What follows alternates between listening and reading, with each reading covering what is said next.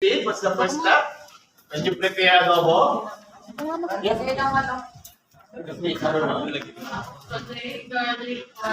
Always have. There are three important elements that a complete recipe should have. First, a recipe should always have verbs. Ano ba yung verbs? Action, verbs. In Tagalog, pan, di, ma. Okay, so ano ba yung mga verbs dyan? Sabi nito, saute. Saute means, isa. Diba? Ano pa? Add. Lagay. Ano pa dyan? Simmer. Well, how do you understand simmer? Maghalo. To cook in low heat. Okay, boil in low heat. That's what we call simmer. Okay? So that's one. Verbs. Verbs should always be present in a recipe. Another thing that should be present in a recipe are, of course, the ingredients. Okay? Ingredients should always be present. Okay, sabi dito, meron tayong garlic, onion, chicken, soy sauce, water, lemon juice, sugar, salt, crushed pepper sauce. So these are ingredients. And last one, which is also important when it comes to recipe, is that there should be proportion. Kailangan naka-indicate din how much of the ingredient is required. Okay? So yun yung kailangan ng proportion. So, halimbawa, 1 kilogram of chicken. Okay? 20 ml lemon juice, 2 teaspoons sugar, half teaspoon of salt, half teaspoon of crushed pepper. So, you call that proportion of recipe. That makes up a complete recipe. It has verbs, action words, it has the ingredients, and it also has the proportion. Is that clear, class? Okay. Is that clear? Yes! Okay. Now, so when you say mensuration, it is a process. What kind of process? It is a process where we identify, we determine the magnitude of a physical quantity. Okay. When in fact, when you say mensuration, to make it easy for you, just measurement. Okay, when you say mensuration, what you do is you actually measure. Okay, what do you measure? You measure physical quantities. Okay, length, height, so these are physical quantities.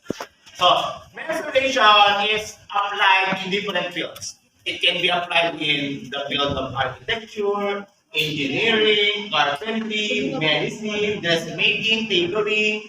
Okay, it can be applied into different fields. But here, we are going to study about mensuration in the context of cookery. The output will not be edible, so it's already a waste. It's a waste of food. The ingredients will be wasted, the food itself will be wasted. So, that's the importance of mensuration. And the most important thing about mensuration is that, yes, please. Okay, yun naman talaga yung ultimate goal natin eh. Why do we measure? Now, we wanted to achieve a desired texture, a desired taste, a desired look of our dish. Okay? So, it all comes together. Masarap tikman, at syempre, masarap din namin. Ayan. So, we will now be studying about mensuration skills in cookery. But in fact, last week I already asked you to copy several mensuration skills when it comes to cookery. Marami yun. Marami actually kulang pa yun. No? Marami pa yun. But it won't mean that you really need to memorize everything. Okay? Especially that you are not into cookery naman talaga. The only thing you need to do is to get familiar in most of them or in some of them. Kailangan familiar ka na dun sa mga common skills when it comes to mensuration. Well, actually, yung sabihin mo lang na, 1 dozen of egg, is it already mensuration? No. It's already mensuration. When you say 1 dozen of egg, it's already mensuration. 1 dozen is equivalent to how many pieces of egg? You have liquid ingredients and you have dry ingredients. So that liquid ingredients and dry ingredients are the two major classifications of ingredients. Okay? So liquid and dry ingredients. Now, Is it important for us to classify ingredients? Yes.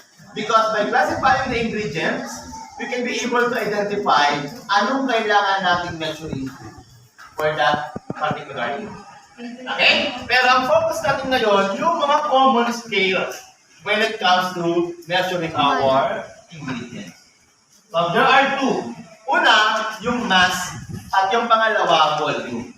Okay, mass and volume are the two common scales we use in measuring our ingredients when it comes to cookery. Let us begin with mass. How do you understand mass? Please read, anybody? Yes, please. Mass. Mass is the amount of matter taken and is scientifically measured in units such as grams or volume. Volume ounces mass are used for the ingredient. Okay, mass is the amount of material present in an ingredient. Material, no? That an object has. Pero yung weight kasi, mayroon niyang effect or influence ng gravity. The influence of the gravitational pull to the mass of the object is what you call the weight. Pero in cookery, it's almost the same. Tandaan niya na, mass and weight in cookery is the same. But in physics, mass is the amount of material, weight is the influence of the gravity to the mass. Ha?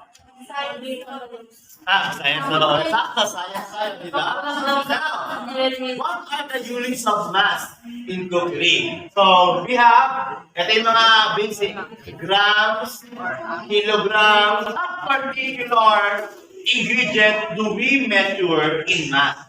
Dry or liquid? Dry. Okay, so most of the time, we measure dry ingredients in units of mass. Okay? There are chances that liquid ingredients can be also measured in the units of mass. May chance pa na yung liquid pwedeng i-measure natin in the units of mass. Okay. What is volume? Yes. Volume is the amount of space at ingredient. So this time we know the volume in physics as the amount of space occupied by a material. Volume is usually used for liquid ingredients. Okay? Like for example, water. So we measure the amount of water required in a dish using units of volume. Can you please give me 2 thumbs up if that's clear to you? How about the others? Okay, very good. Next, let us have a quick check. Please read the question and answer. Number 1. Please read the question and answer. Would like to go first? Yes, please. Number 1. What's mensuration?